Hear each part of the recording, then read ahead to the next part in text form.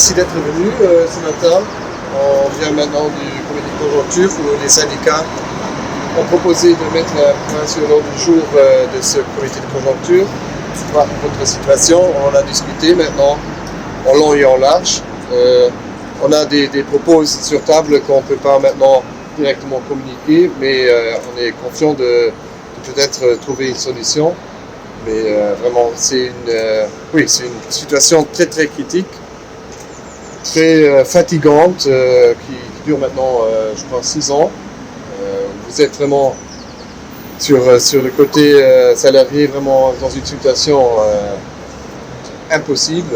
Vraiment, c'est pour moi en tant que ministre du Travail, mais aussi pour les syndicats, OGBL et ATGB, vraiment une situation inédite, une situation unique dont on n'a quand même pas su maintenant prendre les décisions pour avoir une solution sur le coup, mais on reste en consultation, en discussion, et après cette presse, on aura aussi encore une intervention, une réunion avec nos fonctionnaires du ministère de l'économie et aussi du ministère du Travail, en espérant trouver une solution. Bon, comme Monsieur le ministre l'a expliqué, c'est une situation exceptionnelle. Et dans la situation qu'on vit aujourd'hui, on a demandé aussi des solutions exceptionnelles.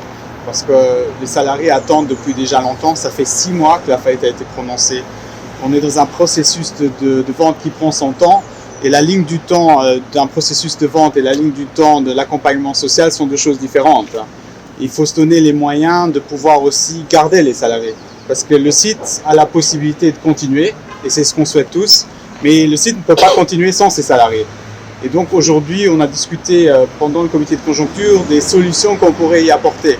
Maintenant, on doit juste évaluer leur faisabilité le plus rapidement possible, et après de revenir vers vous, parce que c'est ça l'objectif qu'on s'est tous fixé, c'est de trouver une solution avec le soutien de tous les membres du comité de conjoncture pour aider les salariés de Liberty et surtout donner un avenir à ce site qui le mérite.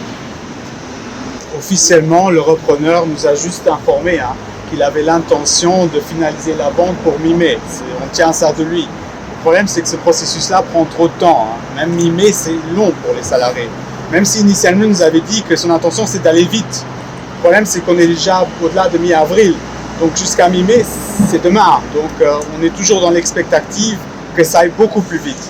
Et là, il est clair aussi qu'on a demandé à plusieurs reprises aussi aux autorités d'accélérer et de faciliter les choses pour que ça aille plus vite.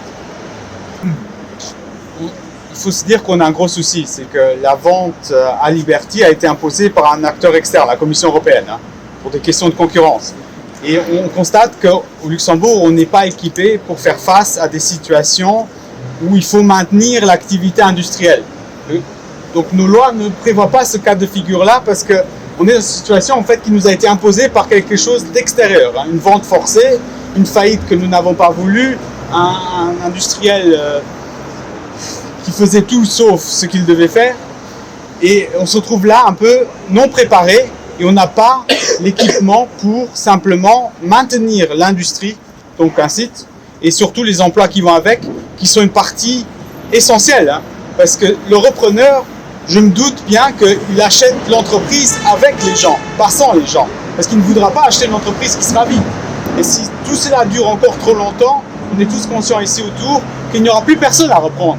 Donc est-ce que le repreneur reprendra encore cette entreprise? Donc on doit se donner les moyens, quels qu'ils soient, vraiment de garder les salariés, mais tout en leur apportant une prévisibilité et une sécurité. Parce qu'aujourd'hui, les salariés anciennement Liberty n'ont aucune sécurité. Certains n'ont même pas encore de revenus. Ils ont juste une promesse d'emploi parce que ce repreneur leur a dit qu'il était prêt à tous les reprendre. Mais on n'est pas équipé, comme cela a été dit, pour cette période transitoire entre une faillite où les contrats cessent et une vente où il y a un transfert d'activité où les contrats renaissent. Entre les deux, il n'y a rien d'autre que le chômage. Et on voit que c'est des outils qui ne sont pas adaptés à la situation, surtout dans un contexte industrie lourde avec un temps qui est différent.